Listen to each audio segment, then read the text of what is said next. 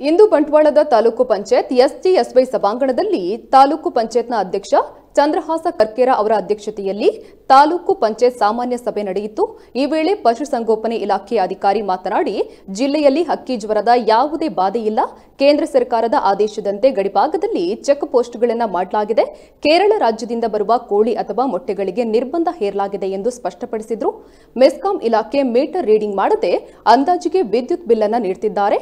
ಇದರಿಂದಾಗಿ ಗ್ರಾಹಕರಿಗೆ ತೊಂದರೆಯಾಗ್ತಿದೆ.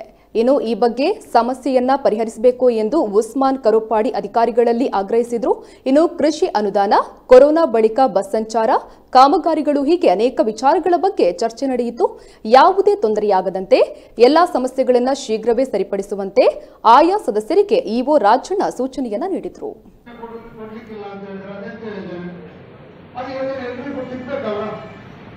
ಈ ವರ್ಷ ಕೊಟ್ಟು ಪುನಃ ಬರುವ ವರ್ಷ ಕಾಲಿದು ಬೋರ್ಡ ಮಿಶ್ರಣ ಫಸ್ಟ್ ಈ ವರ್ಷ ಕೊಡೋದು, ಪುನಃ ಬರುವ ವರ್ಷ ಕೊಡೋದು, ಈ ವರ್ಷ 300 ಕೊಟ್ಟಾಯ್ತು. ಆ ರೀತಿ ಅವ್ಯವಸ್ಥೆ ಅಲ್ಲಿ ಕೂಡ ನಾವು ಒಂದು ಕಡೆಯಲ್ಲ ಅವ್ಯವಸ್ಥೆ, ಎಲ್ಲಾ ಕಡೆ ಅವ್ಯವಸ್ಥೆ. ಈಗ ನನ್ನ ಉದ್ದೇಶ ಏನಂದ್ರೆ ಡೋರ್ ನಂಬರ್ ಮುಖಾಂತರ ನಾವು ವಾರ್ಡ್ ಡಿವೈಡ್ ಮಾಡಿದ್ರೆ ನಮಗೆಲ್ಲರಿಗೂ ಗೊತ್ತಾಗುತ್ತೆ. ಎಲ್ಲ ತಾಲೂಕು ಪಂಚಾಯತ್ ಮೆಂಬರ್ಗೆ, ಗ್ರಾಮ ಪಂಚಾಯತ್ ಮೆಂಬರ್ಗೆ ಗೊತ್ತಾಗುತ್ತೆ. ಎಲೆಕ್ಷನ್ ನಾಮಿನೇಷನ್ ಹಾಕುವಾಗ ನಾವು ಆ ವಾರ್ಡ್ ಬಗ್ಗೆ ನಮಗೆ ಸಮಸ್ಯೆ ಗೊತ್ತಾಗುತ್ತೆ. ನಿಮ್ದು ವಾರ್ಡ್ ಅದಲ್ಲ, ಇದು ನಿಮ್ಮ ಸ್ಪೆಷಲ್ ಅದು ಇದಲ್ಲ, ಈ